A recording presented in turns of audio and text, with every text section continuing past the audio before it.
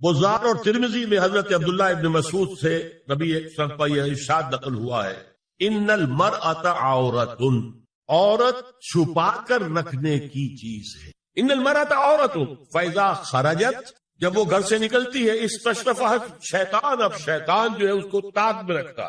واقرب ما تکون بروحۃ ربها وهي في قعر بیتها، وہ اپنے رب کی رحمت سے قریب ترین ہوتی ہے جبکہ اپنے گھر کے بھی کسی اندرونی حصے۔ اسی لیے فرمایا مردوں کے لیے مسجد میں نماز افضل 28 گنا، اور عورت کے لیے گھر کی نماز مسجد سے افضل، گھر کے صحن کی مسجد سے افضل، دالان کی صحن سے افضل، کمرے میں اس سے افضل، اور کمرے کی کو بغلی کوٹھڑی ہے تو اس میں سب سے افضل۔ یہ احادیث نبی عبداللہ ابن احمد ابن حنبل نے زوائد الزہد میں اور ابن ابی شیبہ نے، ابن سعد نے اپنی کتابوں میں مسروق کی روایت نقل کی ہے کہ حضرت عائشہ جب تلاوت قرآن کرتے ہوئے اس آیت پر پہنچتی تھی وَقَرْنَ فِي بُيُوتِكُنَّ، تو بے اختیار رو پڑتی، قرآن کہتے ہیں گھروں میں رہو۔ حضرت عائشہ نے شہادت عثمان کے بعد باہر نکل کر لشکر کی تیاری، پھر ساری عمر افسوس تھا کہ میں نے غلط۔ حافظ ابو بکر بزار حضرت انس سے روایت کرتے ہیں کہ عورتوں نے حضور سے عرض کیا کہ ساری فضیلت تو مرد لوٹ کے لے گئے، وہ جہاد کرتے ہیں، خدا کی راہ میں بڑے بڑے کام کرتے ہیں، ہم کیا عمل کریں کہ ہمیں بھی مجاہدین کے برابر اجر مل سکے؟ جواب میں آپ نے فرمایا من قعدت منکن فی بیتہا فإنہا تدرک عمل المجاہدین، تم میں سے جو شخص اپنے گھر میں بیٹھی رہے گی وہ مجاہدین کا اجر حاصل کرے۔ یہ ایک ہوا کا رخ ہے، بتایا جا رہا ہے، یہ نظام ہے جس کو اس شکل میں دیا جا رہا ہے۔ اب آئیے سورہ نور کی طرف۔ یا ایھا الذین آمنوا لا تدخلوا بیوتا غیر بیوتکم حتی تستأنسوا وتسلموا علی اہلها ذالکم خیر لکم لعلکم تذکرون۔ اہل ایمان مت ہرگز مت داخل ہو اپنے گھروں کے علاوہ کسی اور گھر میں جب تک کہ تم ان کے ساتھ مانوس نہ ہو جاؤ، اذن نہ لے لو، ان پر سلام نہ کرو، یہی تمہارے لیے خیر ہے۔ اس کے بعد تفصیل آئی ہے، اس میں میں اس وقت نہیں جا رہا۔ اور جو لوگ اس پر عمل نہیں کرتے ان کے بارے میں قرآن مجید کیا کچھ حضور کیا کچھ فرما رہے ہیں یہ آپ سن لیجیے، بہت سخت احکام۔ عن ابی ہریرہ رضی اللہ عنہ ان رسول اللہ صلی اللہ علیہ وسلم قال لو ان امرا اطلع عليك بغیر اذن فخذفته بحشاة ففقعت عينه ما كان عليك من جناح، متفق علیہ، بخاری اور مسلم دونوں کی۔ اگر کوئی شخص تمہارے گھر میں بغیر اجازت کے داخل ہو جائے اور تم اس کی سزا کے طور پر اس پر کنکریاں پھینکو اور اس کی آنکھ پھوٹ جائے کنکری سے تو تم پر کوئی گناہ نہیں۔ بغیر اجازت کے گھر میں آ گیا ہے، بغیر اذن کے، بغیر استئذان کے کنکریاں مارو اور کنکری سے آنکھ پھوٹ جائے، فما کان علیک من جناح، کوئی حرج نہیں۔ اب آ رہی ہے اصل آیت، قل للمؤمنین یغضوا من ابصارہم ویحفظوا فروجہم ذلک ازکی لہم ان اللہ خبیر ما یصنعون وَقُلْ لِلْمُؤْمِنَاتِ يَغْضُضْنَ مِنْ أَبْصَارِهِنَّ وَيَحْفَظْنَ فُرُوجَهُنَّ وَلَا يُبْدِينَ زِينَتَهُنَّ إِلَّا مَا ظَهَرَ مِنْهَا وَلْيَضْرِبْنَ بِخُمُرِهِنَّ عَلَى جُيُوبِهِنَّ وَلَا يُبْدِينَ زِينَتَهُنَّ إِلَّا لِبُعُولَتِهِنَّ أَوْ آبَائِهِنَّ أَوْ آبَاءِ بُعُولَتِهِنَّ أَوْ أَبْنَائِهِنَّ أَوْ أَبْنَاءِ بُعُولَتِهِنَّ أَوْ إِخْوَانِهِنَّ أَوْ بَنِي إِخْوَانِهِنَّ أَوْ بَنِي أَخَوَاتِهِنَّ أَوْ نِسَائِهِنَّ أَوْ مَا مَلَكَتْ أَيْمَانُهُنَّ أَوِ التَّابِعِينَ غَيْرِ أُولِي الْإِرْبَةِ مِنَ الرِّجَالِ أَوِ الطَّفْلِ الَّذِينَ لَا يَظْهَرُوا عَلَى عَوْرَاتِ النِّسَاءِ وَلَا يَضْرِبْنَ بِأَرْجُلِهِنَّ لِيُعْلَمَ مَا يُخْفِينَ مِنْ زِينَتِهِنَّ وَتُوبُوا إِلَى اللَّهِ جَمِيعًا أَيُّهَا الْمُؤْمِنُونَ لَعَلَّكُمْ تُفْلِحُونَ۔ یہ لمبی آیت۔ اہل ایمان، اے نبی کہہ دیجئے اہل ایمان مردوں سے اپنی نگاہیں نیچی رکھا کریں اور اپنی شرمگاہوں کی حفاظت، یہی ان کے لیے زیادہ پاکیزہ عمل ہے۔ ان اللہ خبیر بما یصنعون، اور جو کچھ وہ کر رہے اللہ اس سے واقف۔ وَقُلْ لِلْمُؤْمِنَاتِ یغضضن مِنْ أَبْصَارِهِنَّ، اور مومن عورتوں سے بھی کہہ دیجئے کہ وہ اپنی نگاہیں جو ہے نیچی رکھا کریں، وَيَحْفَظْنَ فُرُوجَهُنَّ، اپنی شرمگاہوں کی حفاظت کریں، وَلَا يُبْدِينَ زِينَتَهُنَّ إِلَّا مَا ظَهَرَ مِنْهَا، اور اپنی زینت کو ظاہر نہ کیا کریں سوائے اس کے کہ جو بالکل ظاہر ہو جائے۔ قُلْ لِلْمُؤْمِنِينَ يَغُضُّوا مِنْ أَبْصَارِهِمْ وَيَحْفَظُوا فُرُوجَهُمْ ذَلِكَ أَزْكَىٰ لَهُمْ ان اللہ خبیر بما یصنعون۔ نوٹ کر لیجئے کہ یہ کہاں ہو رہا ہے؟ گھر میں داخلے کے بعد، گھر میں داخلہ اجازت سے، اور داخلہ ہوگا صرف محرموں کا، گھر کے اندر جو ہے وہ نامحرم تو نہیں آئے گا۔ یہ میں آگے بیان کر رہا ہوں۔ وَقُلْ لِلْمُؤْمِنَاتِ يَغْضُضْنَ مِنْ أَبْصَارِهِنَّ وَيَحْفَظْنَ مِنْ فُرُوجِهِنَّ، اور کہہ دیجئے مومن عورتوں سے بھی کہ وہ بھی اپنی نگاہیں جھکا کر رکھیں اور اپنی شرمگاہوں کی حفاظت کریں. وَلَا يُبْدِينَ زِينَتَهُنَّ إِلَّا مَا ظَهَرَ مِنْهَا. محرموں سے پردہ کیا ہے؟ محرموں سے اس کا نام ستر ہے. عورت کا پورا جسم ستر ہے سوائے چہرے کی ٹکیا اور یہ ہاتھ اور یہ پاؤں. بس کیا مطلب ہے؟ بھائی بھی نہیں دیکھ سکتا بہن کے جسم کا کوئی اور حصہ، باپ بھی نہیں دیکھ سکتا بیٹی کے جسم کا کوئی حصہ. یہ ستر ہے. ستر محرموں سے پردہ ہے. وَلْيَضْرِبْنَ بِخُمُرِهِنَّ عَلَى جُيُوبِهِنَّ. یہ بھی گھر کے اندر کی بات ہو رہی ہے، کیونکہ میں پہلے بتا چکا ہوں جلباب ہوتا تھا جب گھر سے باہر نکلتی تھی عورت تو وہ اپنی چادر لپیٹتی تھی، اپنے گرد چہرہ نہیں ڈھانپتی تھی. صرف چہرے کا حکم دیا گیا اس کے ضمن میں. وہ سورہ عذاب کی آیت ہے، وہ رہ گئی تو میں بیان کروں. اور خمار اوڑھنی ہوتی تھی جو گھر میں اوڑھتی تھی. گھر میں ظاہر بات ہے کہ جلباب تو نہیں لیا جا سکتا، آخر گھر کا کام کاج کرنا ہے، ہلکی سی اوڑھنی وہ گھر میں. لیکن فرمایا وَلْيَضْرِبْنَ بِخُمُرِهِنَّ عَلَى جُيُوبِهِنَّ، اور انہیں چاہیے کہ اپنی اوڑھیوں کے بکل اوڑھنیوں کے اپنے سینوں کے اوپر گریبانوں کے اوپر بھی مار لیا کریں. اب اس کے بعد فرمایا وَلَا يُبْدِينَ زِينَتَهُنَّ إِلَّا لِبُعُولَتِهِنَّ. اب یہاں یہ زینت کا لفظ آ رہا ہے چہرے کے، اور چہرے ہی میں کچھ سنگھار بھی ہوتا. اب ان کے لیے کہا گیا کہ چہرے کی زینت اور چہرے کے اوپر اگر کوئی بناؤ سنگھار ہے، زیور ہے، اس کی زینت نہ ظاہر کریں. مگر اب یہ یہاں تفصیلی آئی ہے جو محرم ہے ان کی تفصیل. تو فرمایا کن کے سامنے ظاہر کر سکتی ہے؟ الا لبعولتہن، سب سے بڑھ کر تو شوہر، اور آبائہن، اور اپنے باپ. اچھا باپوں میں نوٹ کی دی، باپ حقیقی ہو، اخیافی ہو، اللاتی ہو یا رضائی ہو، یہ چاروں قسم کے باپ اس میں شامل. جس عورت نے دودھ پلایا تھا اس کا شوہر بھی باپ بن گیا. اور آبائے بعولتہن، اپنے شوہروں کے باپ، یا ابنائہن، ان کے اپنے بیٹے. بیٹوں میں بھی آئیں گے چاروں، اللاتی، اخیافی، عینی اور رضائی. او ابنائے بعولتہن، اور اپنے شوہروں کے بیٹے، ہو سکتا ہے شوہروں کی اور بیویاں بھی ہو تو ان کے بیٹے بھی، جو ستیلے بیٹے ہیں وہ بھی محرم، ان سے کسی شکل میں کبھی شادی نہیں ہو سکتی. او اخوانہن، یا ان کے بھائی. او ابنائہن، یا اپنے بیٹے. او ابنائے بعولتہن، یا اپنے شوہروں کے بیٹے. او اخوانہن، یا اپنے بھائی. او بنی اخوانہن، یا اپنے بھائیوں کے بیٹے. او بنی اخواتہن، اپنا بھتیجا، شوہر کا بھتیجا نہیں، اپنا بھتیجا محرم ہے. اپنا بھانجا محرم ہے، شوہر کا بھانجا محرم نہیں. او نسائہن، یا ان کی عورتیں، اپنی عورتیں، جان پہچان کی عورت. او ما ملکت ایمانہن، یا جو ان کے داہنے ہاتھوں کی ملکیت، باندیاں، غلام. اس میں عرض کر چکا ہوں کہ اس میں کافی اختلافات ہیں. یہ بھی ہے کہ اس سے مراد صرف باندیاں ہیں، غلام مرد ہے. یہ بھی ہے کہ مرد بھی ہے، اور یہ بھی ہے کہ مرد جب تک کہ وہ بالغ.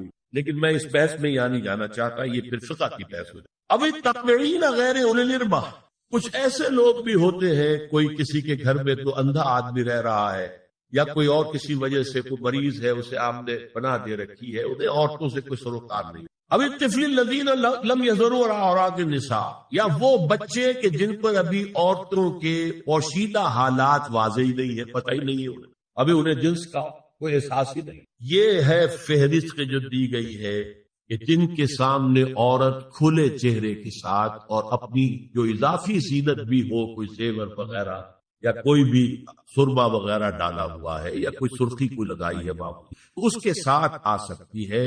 اور یہ وہ رشتے ہیں کہ جن سے کسی حالت میں بھی نکاح نہیں.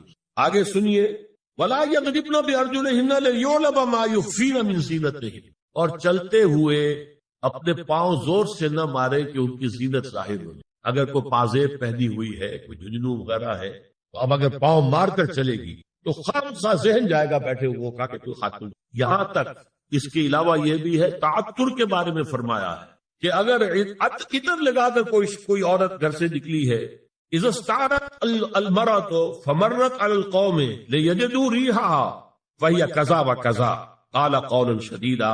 اس ابو داؤد کی روایت حضور نے فرمایا جب کوئی عورت عطر لگا کر، خوشبو لگا کر نکلتی ہے کہ لوگ اس کی خوشبو سونگھیں یا اس کو اوپر مطلع ہو جائیں تو ایسی ہے، ایسی ہے. بہت سخت الفاظ حضور نے استعمال کیے کہ جس کو راوی نے نقل نہیں. عورت کے لیے خوشبو، عورت کی آواز کا پردہ ہے.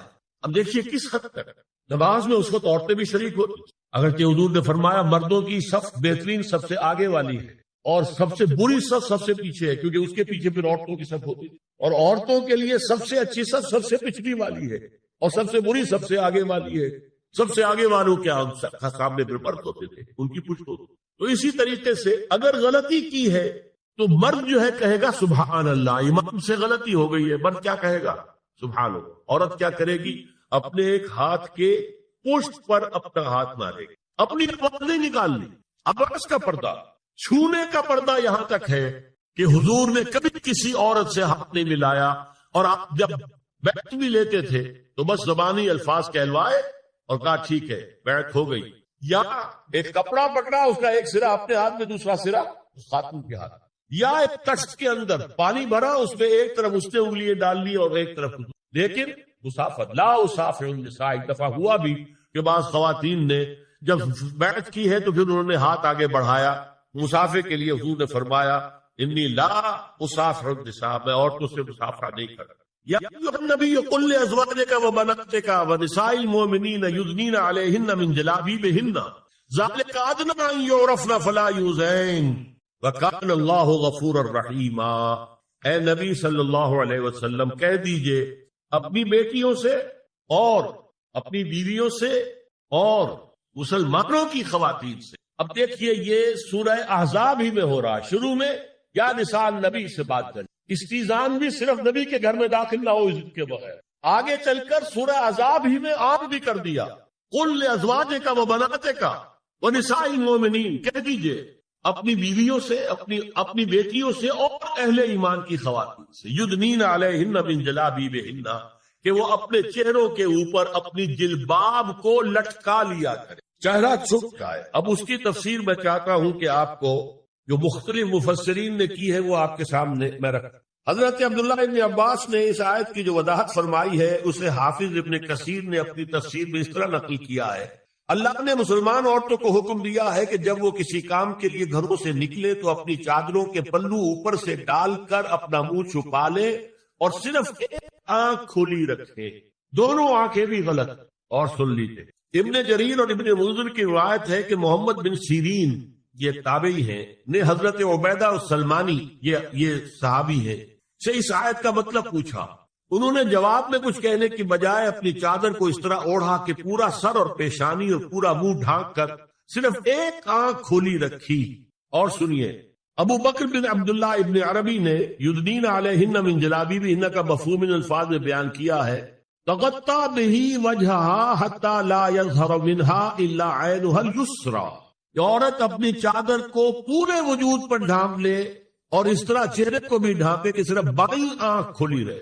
علامہ حمید الدین فراہی کو نظم قرآن کے فہم میں خصوصی مقام حاصل تھا، انہوں نے حجاب کے بارے میں اپنے ایک مکتوب میں ہاتھ اور چہرہ کھلا رکھنے کو جائز قرار دینے کے موقف کے بارے میں لکھا ہے کہ میری رائے میں نظم قرآن پر توجہ نہ کرنے سے یہ غلط فہمی پیدا ہوئی ہے۔ وہی بات کہ سورہ احزاب میں گھر سے باہر کا پردہ ہے اور سورہ نور میں گھر کے اندر کا پردہ ہے۔ وَقَالَ الْحَقُّ أَحَقُّ بِأَن يُتَّبَعَ، حق جو ہے وہ اس کا زیادہ حقدار ہے کہ اس کی پیروی کی جائے۔ میں اس مسئلے پر مطمئن ہوں اور میرے نزدیک اجنبی سے پورا پردہ کرنا واجب ہے، اور قرآن نے یہی حجاب واجب کیا ہے جو شرفاء میں مروج ہے، بلکہ اس سے بھی قدر زائد۔ مولانا فراری کا یہ مکتوب پانامہ حیات نو بلیریا گنج انڈیا کے اکتوبر سن 92 کے شمارے میں شائع ہوا۔ یہ ہے علماء کی رائے۔ حضرت ام سلمہ اور حضرت میمونہ نبی صلی اللہ علیہ وسلم کے پاس بیٹھی تھی، اتنے میں حضرت ابن ام مکتوم آ گئے۔ نبی صلی اللہ علیہ وسلم نے ان دونوں سے فرمایا احتجبا منہ، ان سے پردہ کرو۔ ازواج نے عرض کیا یا رسول اللہ الیس اعمی لا یبصرنا ولا یعرفنا، حضور کیا یہ اندھے نہیں ہے، یہ نہ ہمیں دیکھ رہے ہیں نہ ہمیں پہچانتے ہیں۔ فرمایا افعمغایان انتما، کیا تم دونوں بھی اندھی ہو؟ اللہ تم سرا نہیں، کیا تم نہیں دیکھ رہی ان کو؟ حضرت ام سلمہ تصریح کرتی ہیں ذالک بعد ان امر بالحجاب، یہ جب حجاب کا حکم آ گیا تھا تب حضور نے پھر یہ حکم، اس کی وجہ کیا تھی؟ حضرت عبداللہ ابن مکتوم کا گھر میں آنا جانا تھا، تو اگرچہ اندھے ہیں لیکن یہ کہ یہ بار بار کا آنا جانا اس سے فتنے کا ایک دروازہ کھل سکتا، دروازے کو بند کر دیا گیا۔ حضرت عائشہ کے پاس ایک نابینا آیا تو انہوں نے اسے پردہ کیا. کہا گیا کہ آپ اس سے پردہ کیوں کرتی ہیں, یہ تو آپ کو نہیں دیکھ سکتا. جواب میں حضرت ام المومنین نے فرمایا لیکنی انظر الیہ, میں تو اسے دیکھ رہی ہوں نا, اور مرد کو دیکھے. البتہ یہ کہ عام حالات میں آپ بازار میں چل رہے ہیں, عورت جا رہی ہے, کوئی شوق باہر نکلنا پڑا ہے, تو اس حالت میں اگر وہ مرد کو دیکھتی ہے تو اس میں در حقیقت وہ فتنہ نہیں ہے کہ جو گھر میں آنے جانے والے. اب ایک آخری مسئلہ ہے, 2 حدیثیں ایسی ہیں جو میری گفتگو کے خلاف جائیں, اور میں دیانت کا تقاضا سمجھتا ہوں کہ وہ بھی آپ کے سامنے بیان کروں. حضور کے بارے میں یہ معلوم ہے کہ 2 خواتین جو ویسے نامحرم تھیں وہ ان کے سامنے آتی رہیں اور آپ ان سے ملے. ایک آپ کی سالی حضرت اسما حضرت عائشہ رضی اللہ تعالی عنہ, اور ایک آپ کی چچا زاد بہن حضرت علی کی بڑی ہمشیرہ حضرت ام ہانی. یہ میں حدیث سے آپ کو سنا رہا ہوں. بکثرت احادیث سے ثابت ہے کہ حضرت اسما بنت ابی بکر آپ کے سامنے ہوتی تھی, اور آخر وقت تک آپ کے اور ان کے درمیان چہرے اور ہاتھوں کی حد تک کوئی پردہ نہ تھا. حجۃ الوداع نبی صلی اللہ علیہ وسلم کی وفات سے صرف چند مہینے پہلے کا واقعہ ہے, اور اس وقت تک بھی یہی حالت قائم رہی. یہ ابو داؤد کتاب الحج. دوسری روایت حضرت ام ہانی رضی اللہ تعالی عنہا جو ابو طالب کی صاحبزادی اور نبی صلی اللہ علیہ وسلم کی چچاداد بہن تھی, آخری وقت تک حضور کے سامنے ہوتی رہی, اور کم از کم منہ اور چہرے کا پردہ انہوں نے آپ سے کبھی نہیں کیا. فتح مکہ کے موقع کا ایک واقعہ وہ خود بیان کرتی ہے جس سے اس کا ثبوت ملتا ہے. یہ ابو داؤد کی روایت. یہ روایتیں ہیں, میں انہیں اور میں نے اب جو کچھ بیان کیا ہے اس سے یہ ایک بالکل برعکس بات سمجھ. اب یہ ہے کہ یا تو ہم ان 2 حدیثوں کو اصل مان کر باقی ساری حدیثیں جو ہیں ان کو ختم. میں تو آپ کو سنا نہیں سکا, میرے پاس تو بہت زیادہ حدیثوں کا مواد تھا. چہرے کے پردے کے لیے حدیثیں, استیزان کے لیے کتنی حدیث, چہرے کے پردے کے بارے میں بہت زیادہ حدیث. حضرت ام خلاد ایک خاتون تھی, ان کا بیٹا ایک غزوے میں شہید ہو گئے. وہ اس کے بارے میں کچھ پوچھنے کے لیے حضور کے پاس آئی, صحابہ بیٹھے ہوئے تھے, انہوں نے نقاب ڈالا ہوا تھا. منتقبۃ, نقاب کا لفظ بھی حدیث پہ موجود. یہ لوگ کہتے ہیں نقاب تو جو ہے یہ بعد کی پیداوار ہے, یہ لفظ کوئی ہے. حجاب کا لفظ قرآن میں ہے, جلباب کا لفظ قرآن میں ہے, خمار کا ذکر قرآن میں ہے, اور یہ منتقبۃ نقاب ڈالی. لوگوں نے کہا عجیب عورت ہے یہ, اس کا بچہ شہید ہو گیا ہے, مطلب یہ کہ سخت صدمے کی کیفیت, اور یہ اس وقت بھی اس نے نقاب ڈالی ہوئی ہے. تو انہوں نے جواب دیا ان ارزو ابنی لا ارزو حیائی, میں نے بیٹا کھویا ہے, اپنی حق نہیں کھوئی ہے. اب یہ ہے بہت پیاری آیت ہماری خواتین کے لیے قابل غور. ایک بیویاں تو وہ ہیں جو تابع دار ہوں, اطاعت کیش ہوں, مردوں کا کہنا مانے, ان کی اطاعت کریں. حافظات للغیب, اور غیب میں ان کے لیے محافظ بنے, ان کے مال کی بھی حفاظت کرے. یہ نہیں خیانت کر کے اب شوہر تو گیا ہوا جو چاہو اس کے مال میں سے جس کو میں جو چاہوں دے دوں, نہیں. یہ اس کا مال جو ہے وہ اسی کا ہے, اس کی خیانت نہیں کرے گی, وہ امانت کے ساتھ حفاظت کرے گی, اور اس کے علاوہ اپنے نفس کی حفاظت کرے گی, اس لیے کہ وہ بھی اب شوہر کی امانت ہے. اب اس کا جو بھی جنسی معاملہ ہے وہ اس کے اپنے اختیار میں نہیں رہا. اس کو مل کے بزا کہتے ہیں ہماری فقہ کے اندر, کہ در حقیقت اس کا اختیار کامل اب شوہر کے ہاتھ میں آ چکا ہے. اس کے جنسی اعضاء جو ہے وہ شوہر کے کنٹرول میں ہے. مل کے بزا, ملکیت گویا کہ اس کی ہے. لہذا اس میں کوئی خیانت اگر وہ کر رہی ہے تو وہ بھی اس کے خلاف ہو جائے گا معاملہ. فالصالحات قانتات, تو نیک بیویاں وہ ہوتی ہیں جو تابع دار ہو, فرما بردار ہو, اور غیب میں یعنی شوہروں کی عدم موجودگی میں جبکہ موجود نہیں ہے حفاظت کرنے والی ہوں, اور وہ حفاظت مال کی بھی اور ان کا اپنے نفس کی بھی. اور یہ کام آسان نہیں ہے, آپ کو معلوم ہے. شوہر کبھی 4 مہینے کے لیے باہر چلا گیا ہے, کبھی 1 سال کے لیے باہر چلا گیا ہے. عورت کے لیے اپنے نفس کو تھامے رکھنا, اپنے جنسی خواہشات کو, فرض کی جوان عورت ہے, اس کی بھی تو نفسانی خواہشات ہیں, تو آسان کام نہیں ہے. یہی وجہ ہے, آپ کے علم میں ہوگا کہ واقعہ بڑا عجیب پیش آیا تھا, اس کو بیان کرتے ہوئے شرم بھی آتی ہے. حضرت عمر رضی اللہ تعالیٰ عنہ اپنی رات کے گشت میں ایک مکان کے پاس سے گزر رہے تھے, تو انہوں نے سنا کہ ایک عورت جو ہے وہ بڑے درد بھرے الفاظ میں کچھ گا رہی ہے. اگر مجھے اللہ اور اس کے رسول کا فرق کا خوف نہ ہوتا تو تم دیکھتے کہ اس وقت میری چارپائی جو ہے چرچرا رہی ہو. تو اس پر حضرت عمر جو ہے وہ دم تنبہ ہوا کہ ہمارے لوگ جو ہیں جہاد پر جاتے ہیں, سال بھر تک واپس نہیں آتے, تو اس سے تو سوسائٹی کے اندر بہت زیادہ جو ہے ایک اندیشہ اور خطرہ پیدا ہو جائے گا. تو انہوں نے اب دیکھیے یہ بات بھی کہ دین میں کوئی شرم اور حیا اس معاملے میں نہیں ہے کہ اپنی بیٹی سے پوچھا، حضرت حفصہ سے.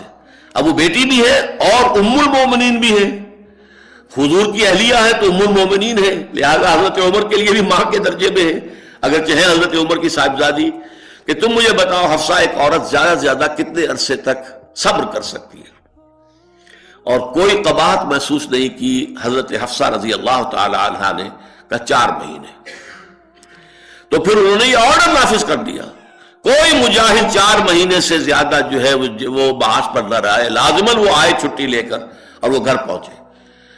آپ اس کی روشنی میں دیکھیے جو کچھ ہمارے ہاں ہو رہا ہے، امارات میں جو لوگ کام کرتے ہیں، سعودی عرب میں کام کرتے ہیں، باہر کے ممالک میں کام کرتے ہیں، جوان بیویوں کو یہاں چھوڑ جائے، پھر جو قصے ہوتے ہیں، جو سکینڈلز ہوتے ہیں، پھر جب وہ شوہر صاحب تشریف لاتے ہیں تو وہ دیور اور بیوی جو ہے مل کر اسے قتل کرتے ہیں، اس لیے کہ یہاں تو دنیا بدل چکی ہے، دیور کی اور بھابھی کے رشتہ کچھ اور ہی بن چکا ہے، لہذا وہ قتل بھی کرتے ہیں، مال بھی سارا لے لیتے ہیں. یہ ساری خبریں آپ اخبارات میں پڑھتے ہیں.